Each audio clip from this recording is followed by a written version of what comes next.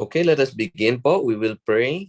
Father in heaven, we give thanks to you once again for bringing us together para pag-aralan po yung inyong salita. Thank you, Lord, for giving us the opportunity to learn more and more. And we pray that we will be enlightened, we will be exhorted, we will be edified, and also that we may see you and your glory. And may you help us to learn what you have for us in store today. Bless Kuya Glemon na magtuturo po sa amin. And may your Holy Spirit guide us tonight. We pray in Jesus' name. Amen. Magandang hapon po, magandang tanghali hapon sa lahat. So, tayo po ay magsisimula na. Amen po. So, tayo po ay magsimula na, no? Ngayong hapon po ay nag-ready po ako ng isang maikling exhortation lamang. No, so ngayong hapon po, pag-aaralan po natin Matthew chapter 10 verses 34 to 39. No, ito po yung ating ika-70 session na pinamagatan natin na Attitude of a Disciple Part 2. Ay, naririnig po pa ako ng maayos po? Malinaw naman. Okay, man po. Ayan. No, so, hayaan ko basahin ko sa inyo yung passage natin. So, verse 34, do not think that I came to bring peace on earth. I did not come to bring peace, but a sword. For I have come to set a man against his father, a daughter against her mother, and a daughter-in-law against her mother-in-law. Then a man's enemies will be those of his own household. He who loves father or mother more than me is not worthy of me, and who loves son or daughter more than me is not worthy of me. And he who does not take his cross and follow after me is not worthy of me. And last verse 39.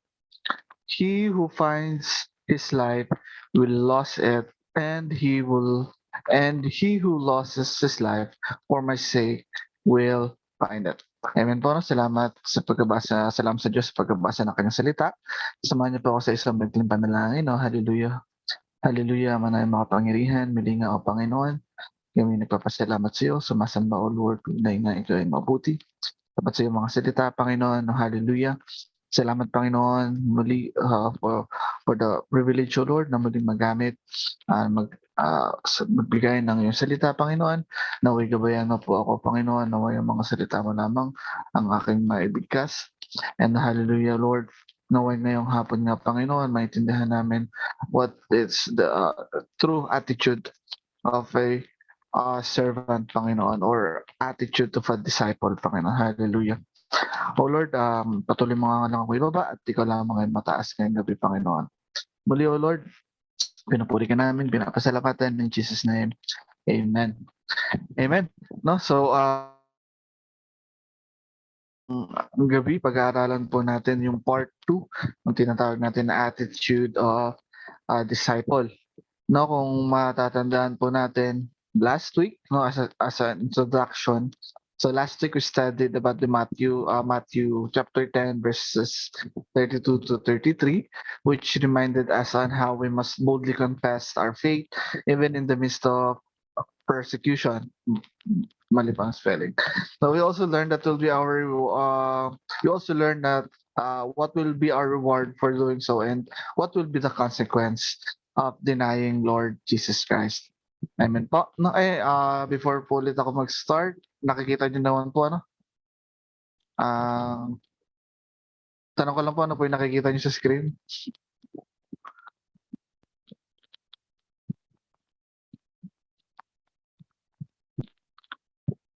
Yung text po. Ayun lang po, no, nakikita niyo naman po yung PDF. Okay po. Nasa ayun nga po no last week na pag-aralan natin through Pastor Fitz yung pag-confess ng ating faith, kumbaga confess Christ before men. And so ngayong hapon po na to, for today's session, now we will continue to discuss what are the attitudes of a genuine disciple must have. No? So Jesus set the expectations on what we will face if He sent us out as sheep in the midst of wolves. Now let's see if we can meet those expectations. So hinati ko po to sa tatlong points. Sa una po, we have expectation over reality, and Christ over family, and life over death. So let's start po. Sa una, sabi po dito, do not think that I came to bring peace on earth. One moment po. No, sabi dito, do not think that I came to bring peace on earth. Now Jesus is telling them not to think or to imagine that he will bring peace over men. They knew from the Old Testament that when the Messiah came, he was coming to bring peace. So they are aware on what the prophet Isaiah said, that he is the Prince of Peace. Let me quote po dito, sabi sa may Isaiah chapter 2 verse 4, sabi po dito, he shall judge between the nations and rebuke many people. They shall beat their swords into plowshares and their spears into pruning hooks. So nation shall not lift up sword against nation, neither shall they learn war anymore. So they're expecting that there will be no need for weapon, there will be no war, and there will be peace. So alam nila, they are aware na pagdating ng Messiah, that he is the Prince of Peace, that there will be peace. So alam din natin na yung during this time, the disciples during this time already experienced the peace with their heart, just being with the Lord Jesus Christ. And so they would expect that the peace they're experiencing would extend to everyone, that as they were sent out to preach, the whole world would fall at their feet, that the Messiah had arrived, he was the King of Peace, so it would be wonderful, peaceful kingdom. So Jesus corrected their expectations on what are the things that were waiting for them. So makita natin yung expectations na meron itong mga disipulo during this time, na ayun nga, they're expecting the Messiah as the Prince of Peace. So may siguro during this time na as they go to preach the word, andun yung expectation na it will be easy, na because they have the Messiah, that she is the King of Peace, that the whole world will fall at their feet. So in the imagine nila, they have the illusion na it will be easy. So kinorek ng Panginoon yung sinet ng Panginoon yung expectations nila. Ano ba ang reality? Sabi rito sa verse 34b, next part, I did not come to bring peace but a sword. Does it mean that the prophet Isaiah made a mistake? So hindi po siguro. Jesus' sword was never a literal one. In fact, when Peter took up a sword to defend Jesus in the Garden of Gethsemane, Jesus rebuked him and told him to put away his sword. Sabi rito, for all who drew the sword will die by the sword. Sabi sa Matthew 26:52. So why then did Jesus say, do not suppose that I have to come to bring peace to the earth? I did not come to bring peace, but a sword. What kind of sword did Jesus come to bring? So mababasa nga natin throughout sa the gospel, sa pagkasama nila ang Panginoon, God is talking about peace. Di ba? Ayaw niya pang withdraw yung sword ni Peter. Kasi nga, sabi nga, for all who drew the sword will die by the sword.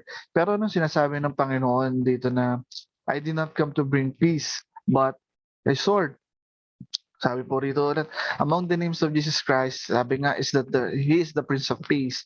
Such verses as Isaiah 9:6, Luke chapter 2 verse 14, and sa John chapter 14 verse 27, make it clear that Jesus came to bring peace, but that peace is between the man and God.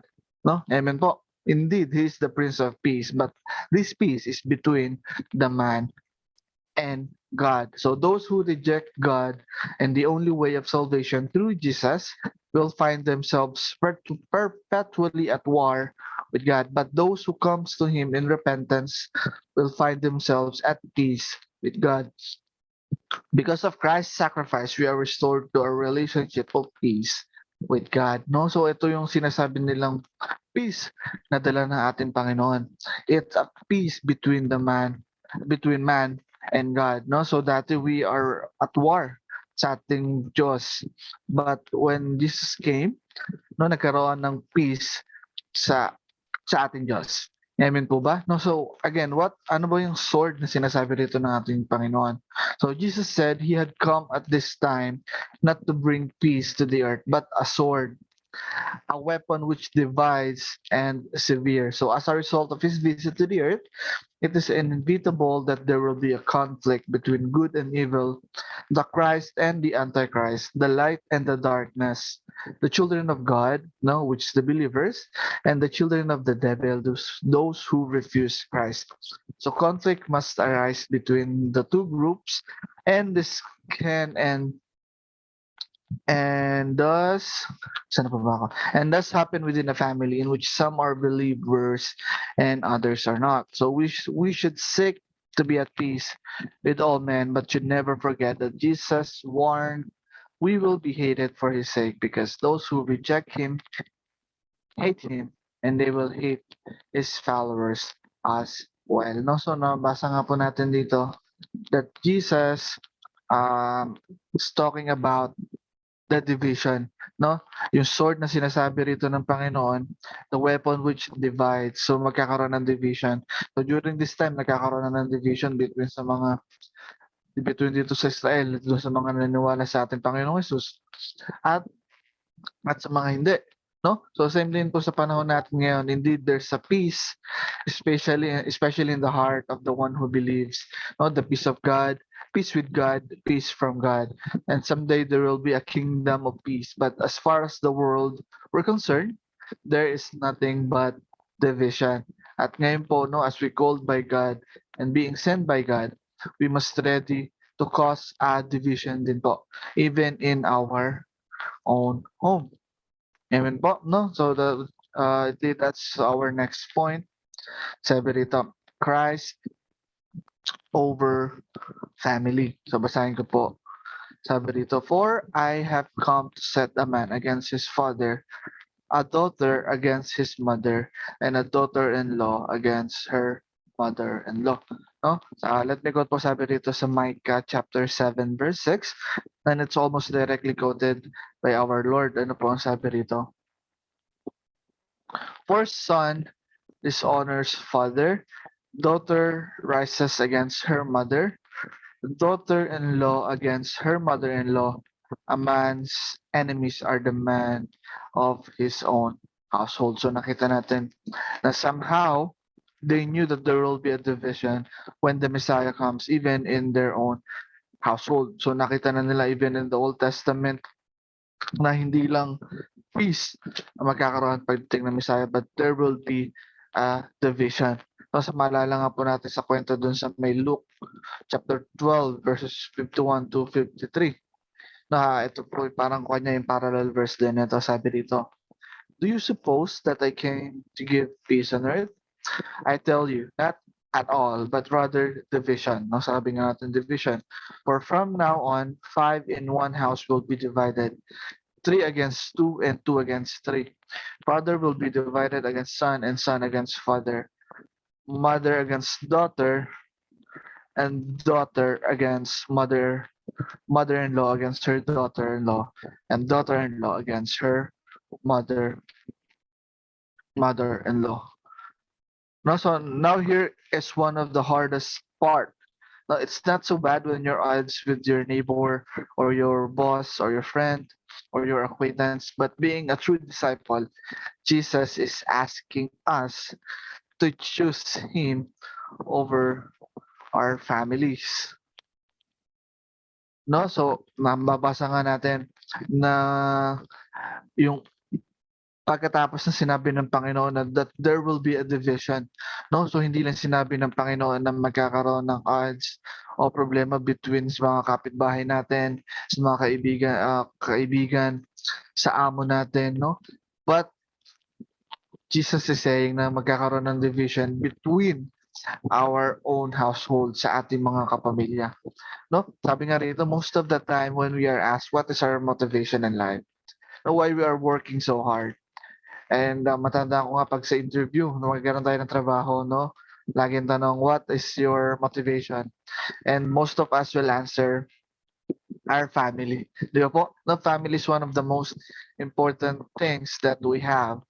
But are we willing to make a division for the sake of our Lord Jesus Christ? No, that's the question po, and that's the expectation na sineset ng ating Panginoon.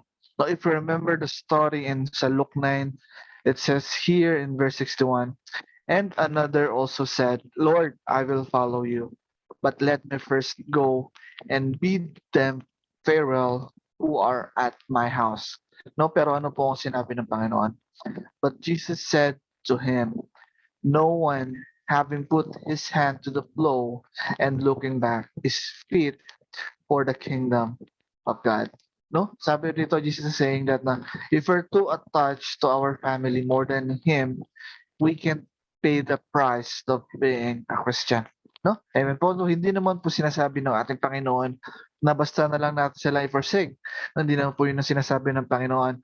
But there will be a time that this will test us. No, so we are blessed ngayon po na we belong to Jesus as a family. Now we have our wife, our sisters, our mother, and father na nas, nandito tayo, sama-sama tayong naniniwala sa Panginoon na tumanggap sa Panginoon. Pero paano po yung mga tao, no, na they have their families na naghihinder sa kanila para sumamba sa ating Panginoon. No, marami ang tumatalikod dahil sa takot sa kanilang mga asawa, dahil sa takot sa kanilang mga magulang. Amen po, at nangyayari po talaga yung mga to na tila ang mga magulang dahil sa ibang paniniwala, they will hinder them na magpatuloy, no? Amen po. Paalala nga po sa atin ni Apostle Paul sa 1 Corinthians 7, sabi dito, and the woman who was a husband who does not believe, if he's willing to live with her, let her not divorce him. For the unbelieving husband is sanctified by the wife, and the unbelieving wife is sanctified by the husband. Otherwise, your children would be unclean, but now they are holy. Sabi sa last verse 15, but if the unbeliever departs, let him depart. A brother or a sister is not under bondage in such cases. No? Kung makita natin din sa paalala rin ni ating Apostle Paul, no, kung yung asawa mo ay gustong umalis, no, let him or let her. No, pero sabi nga, if etong pamilya natin yung naghihinder sa atin or pumipigil sa atin sa ating pananampalataya, what will be our reaction? No, tayo ba ay makikinig sa kanila? Will we forsake Lord Jesus Christ over them? O patuloy tayo sa pananampalataya? No? So if there's a division and if your family is the one who hinders us, then alam na po natin kung sino ang dapat unahin. Ang sabi pa nga po dito sa verse 36, and a man's enemies will be those of his own household. No? And there will be a time that even the people in our own household will be the ones who will persecute us. No? Mangyayari po talaga yan na even in our own house. Di ba po? Doon mangyayari yung persecutions. Doon talaga nangyayari yung challenge. And most of the time, yan po talaga nangyayari. Amen po. Sa loob ng bahay, andun talaga yung totoong ikaw. No, sasabihin, matuto ka muna magligpit, matuto ka muna maglinis, no? So, andun talaga yung challenge. No, it's going to happen. It happened with Cain and Abel, and it's still happening. No, somebody in a family commits themselves to Christ, and some of will not agree, di ba po? And everything breaks loose. And then it comes down to the reality of that commitment. The real disciple will forsake his family if it has to be. Amen po? No? So, ito yung reality, no? Ito yung commitment na hinahanap sa atin ng Panginoon. A real disciple will forsake his family if they needed to do it. Amen po. No, so what we're talking about is the Lordship of Christ. Becoming a Christian is affirming our commitment to the Lordship of Christ to the point that where we forsake everything. Amen po. No, it isn't just saying, I love you, Jesus.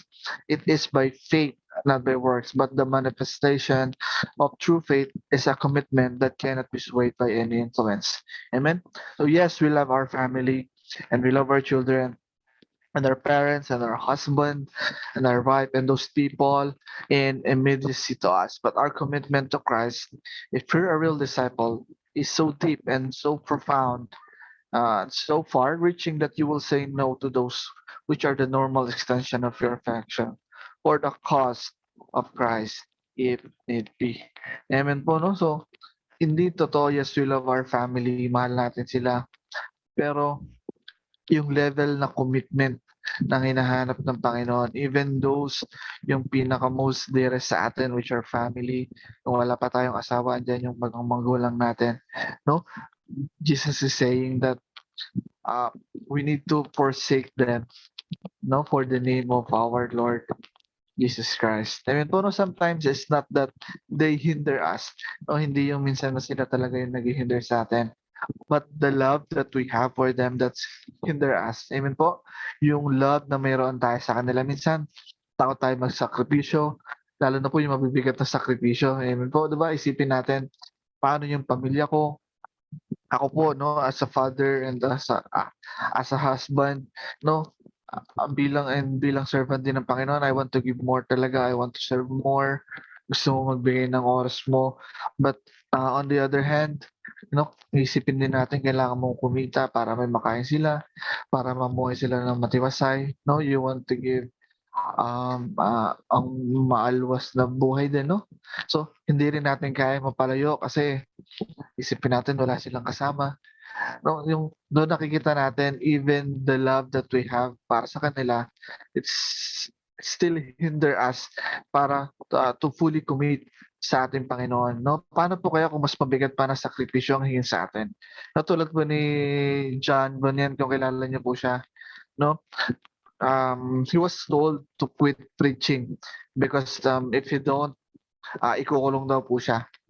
No, syempre po, if you're on prison, siyempre isipin natin who will take care of your family, di ba po? Paano sila bilang ikaw ang naghahanap buhay? Paano kung nakulong ka? Sino mag-aalaga sa kanila? Paano sila mabubuhay? No, pero bilang isang tapat na tagapaglingkod ng Panginoon, alam po natin ano nangyari. He continued to preach. And what happened po, nakulong po talaga siya. No, and because of that incident, many were blessed.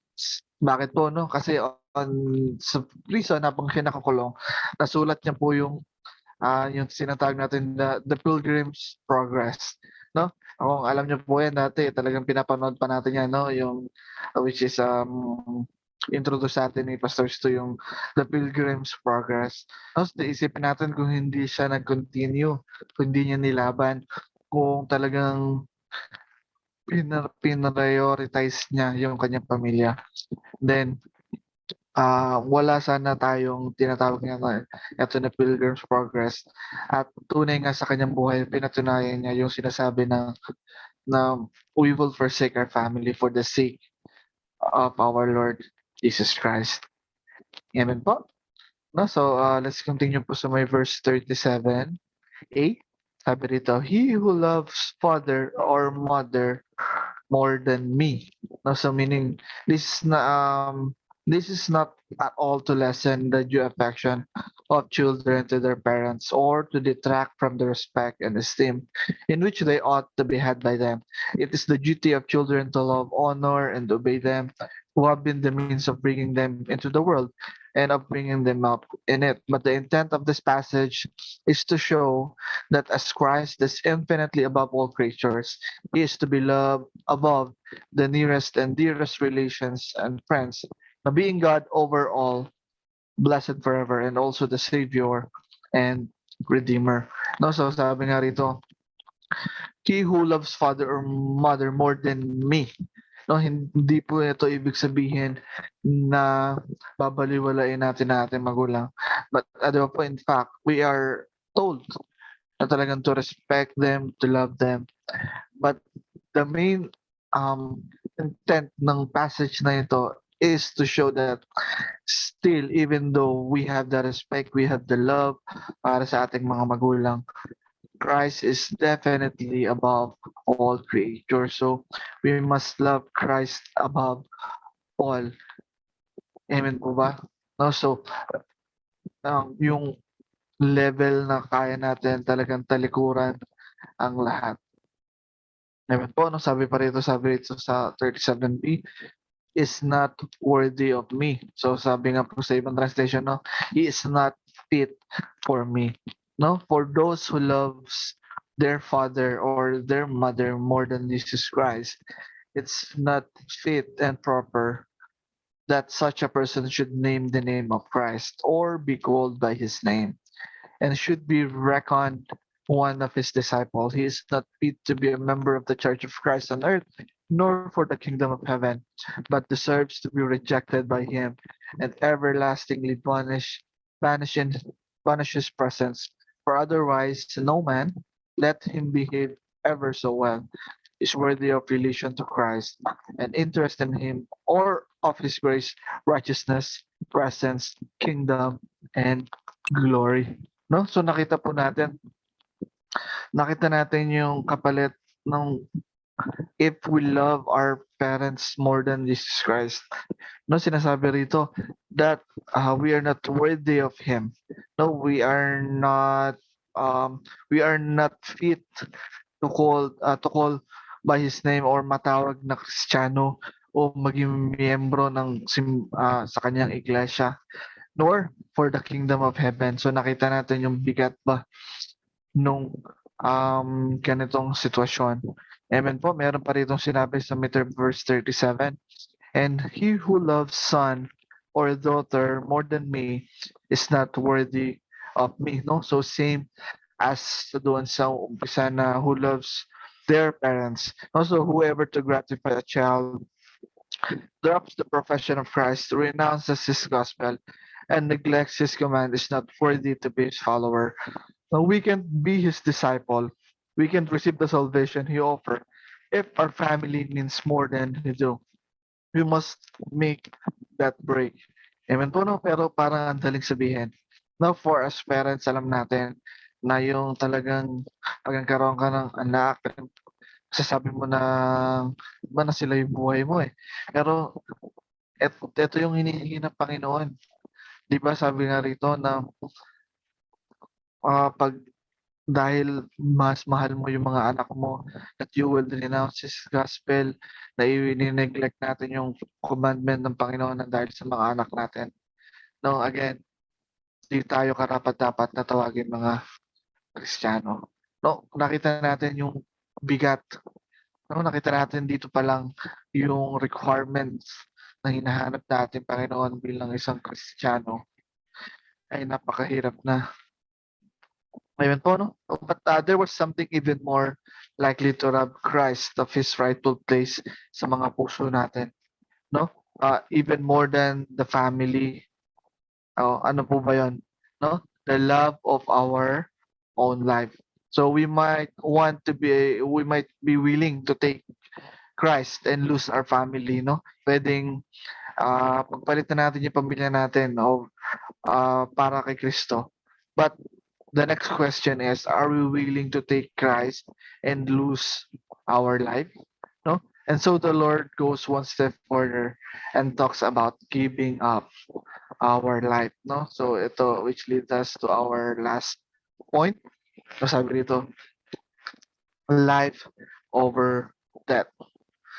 Sabi po rito sa verse 38, and he who does not take his cross and follow me after me is not worthy of me. Now, ano po ba ibig sabihin ng cross na to? What does the cross means? Now, some of us or some of them categorize the cross na tinatawag as their burden, no? Some will say that their cross is their wife, their husband, their boss, or no, whatever it is na nagiging burden sa kanila. But ano ba po ba talaga ang ibig sabihin ng cross na ito? No? Makikita nga natin when he said, take up your cross, they knew immediately what he was talking about. So alam ng mga disipulo kung ano yung sinasabi ng Panginoon. Na he was talking about dying. No, how did they know that? So they were from Galilee with the exception of Judas Iscariot. So all of them were from Galilee. So ano po nangyari sa Galilee? Jesus is talking to them in historical context. And there had been an insurrection or rebellion in Galilee not long ago led by Judas of Galilee. No, hindi po to si Judas Iscariot. And Judas had recruited a group and decided to expel the Romans. But the Romans triumphed, no? Nanalo po yung mga Romans. So Judas and his rebellion o yung mga kasama niya were defeated by the Romans. So Varus, yung pangalan po ng Roman general, wished to teach the Jews a lesson as well. So ano po yung ginawa niya? As a result, he crucified more than 2,000 Jews. No, ang dami po nun. And he hung their crosses along the sides of all the routes in Galilee. So that wherever people walk, they could see them hanging on these crosses. So and every Jew who was crucified marched to the cross with the cross beam on their back. So bakit nila nalaman na yun nga dahil sa ginawa nitong Roman um si Roman general na to na si Varus na talagang kinrucify niya more than 2,000 Jews. No, kaya pag sinabi talaga natin na crossed on this time, ibig sabihin po talaga nito is death. No? So when Jesus said, take up your cross, he is saying you need to be willing to die rather than deny me. No, sabi ko nga kanina, the symbol of cross that time is pain and torturous death. So the most agonizing death man has ever invented is dying on the cross or the crucifixion. So Jesus is saying that you take up your cross, you must be willing to go to the most excruciating, painful, torturous death imagine.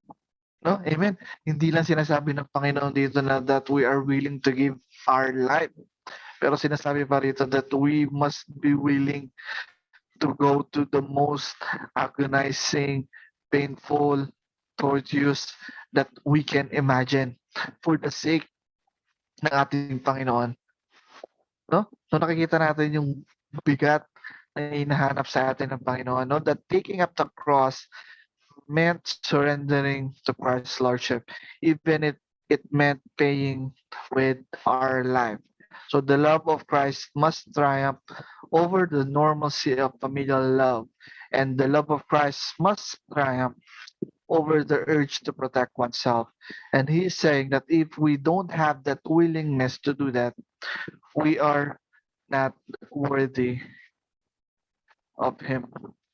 No, again, if we are not willing to die, to give our life, to be ready na magkaroon ng napaka hindi mo ma-imagine na kamatayan, still, we are not worthy of Him. No, minsan talagang sometimes being a Christian, we take it easy lang ba, no? We continue to do things na hindi kalugod-lugod sa Panginoon. But reading this, no, ganun pala kabigat. Pag sinabi natin, we are Christian, we are follower of Christ, we are disciple of Christ. No, ito pala yung requirement na hinihingi ng ating Panginoon. Sabi pa po rito sa verse 39, he who finds his life will lose it. No, sabi dito, finding his life means securing his physical safety but denying Christ under pressure. If you're trying to hang onto your life and make sure that you don't ever get in too hot or in too deep, so you're not willing to make that sacrifice. You're not going to give your life for the Lord. So the one that will throw away his faith, no, will worship anyone just to avoid being thrown into the lion's den. No, ayun po yung sinatawag talaga nila ng who finds his life. No, to those people na hindi kayang is-sacrifice or kayang i-deny ang Panginoong Jesus in the midst of na life and death situation. No, sabi nga rito na ah, kaya niyang i-throw away yung faith niya na kaya niyang i-worship kahit sinong sabihin mo just to avoid being thrown to the lions den, 'di ba po? Na kaya mong ipalit ng pananampalataya mo para lang hindi ka mapahamak. Also, you simply lost your spirit in the process of proclaiming your life, securing your physical life. However, if you're prepared to risk your life for Christ's sake, you'll truly find eternal life in the end. So this does not imply that martyrdom saves you. It just means that if you're a true Christian, you're willing to go through with it. No? So mabasa nga natin na for those people na who finds their life dito sa mundong ito ay siya pang mawawalan nito. Indeed, you can save your life, no, by denying Jesus Christ, but you will lose your life for eternity. Amen po. No, sabi nga rito, hindi naman natin sinasabi na yung martyrdom o yung pagiging martyr ang makapagligtas sa atin. But if we're a true Christian, we are willing to go through it. Amen po. And sabi po rito sa may verse 39, and he who loses his life for my sake will find it. So sabi dito, the man that is willing to forego the present advantages of life, to suffer reproach and persecution, and lay down his life cheerfully for the sake of Christ and his gospel, for the profession of his name, rather than drop, deny, conceal, or neglect any truth and ordinance of his, shall find his soul possessed of eternal life, as soon as separated from his body, and shall find his corporal life again, and the resurrection more to great advantage, and shall live with Christ in soul and body, and the utmost happiness to all eternity. Sabi nga rito, the one who confesses Jesus Christ and dies is, ano sabi, it is far better, no, than the apostate, who escapes death by denying Jesus Christ and receives eternal damnation. So ito nga sinasabi natin na makakatakas nga tayo sa kamatayan by denying Jesus Christ. Pero hindi naman natin matatakasan yung eternal damnation. Indeed, mamamatay ang ating katawang lupa, pero mabubuhay tayo eternally with the Lord. Di ba po? So it's much better to die in this body kaysa we escape death nga but we cannot escape yung eternal damnation, or which is yung hell, no? Sabi nga po ni Paul sa Philippians chapter 1 verse 21, for me to live is Christ and to die is gain. No? Amen po. No, para na po sa aking conclusion, sabi rito, being a servant of the Lord is not easy. No, alam naman po natin yan. Being sent as sheep in the midst of wolves, there will be a lot of challenges and persecution. There will be a division, but Jesus is telling us, don't fear the world, rather have fear of God. Amen po? Don't be ashamed of Christ, rather confess Him boldly before men. And lastly nga po, don't find your life, rather lose it for His sake. Amen po, no? So Jesus Christ demands our full submission over your family, over yourself, over everything. Amen po. And as our application, as we learn that Jesus demands everything from us, are we ready to be worthy of Him? Also, let us refresh our commitment to God. Let's ask the Holy Spirit for help. Be an obedient disciple who submits totally to His Lordship. And where there have been those lapses, of course, let us confess. Let us confess them and renew that commitment to stand for Christ. Amen po, no? So bilang mga servant ng Panginoon, as bilang din tayong sinisend ng Panginoon, there will be persecution, sabi nga ng Panginoon, because uh, He is our master. At kung ano yung nararanasan niya, mararanasan natin. Nakakaranas siya ng hate at makakaranas tayo ng hate. So there will be persecutions, there will be challenges.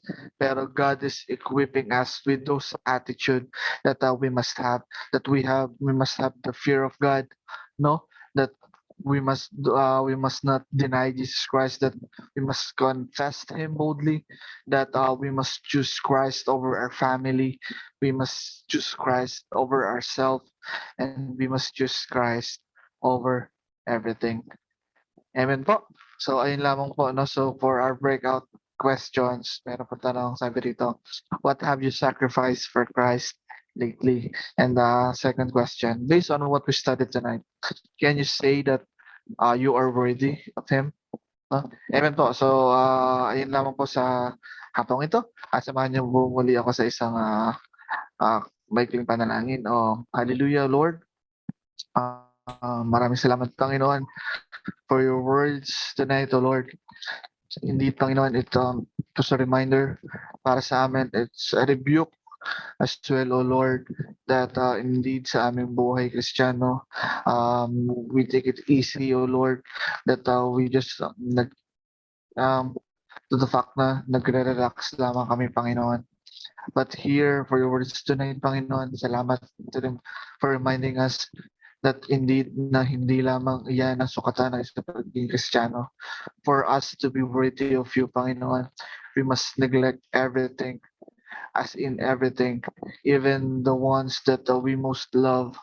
Hallelujah. We must choose you, O Lord. Panginoon, truly indeed ito ay mas madaling sabihin, but mahirap gawin. But Lord, we know with your help, with the help of the Holy Spirit, hallelujah. And we know we can survive this, the Lord. Hallelujah. We can do this. We can have the heart that truly indeed submits everything to you, Panginoon. Hallelujah. Oh Lord, naway ngayong gabi na ito, na hindi lamang maiwan kung ano man natutunan namin sa tenga, na hindi lamang ito pumasok sa kanan at lalabas sa kaliwa, O Lord.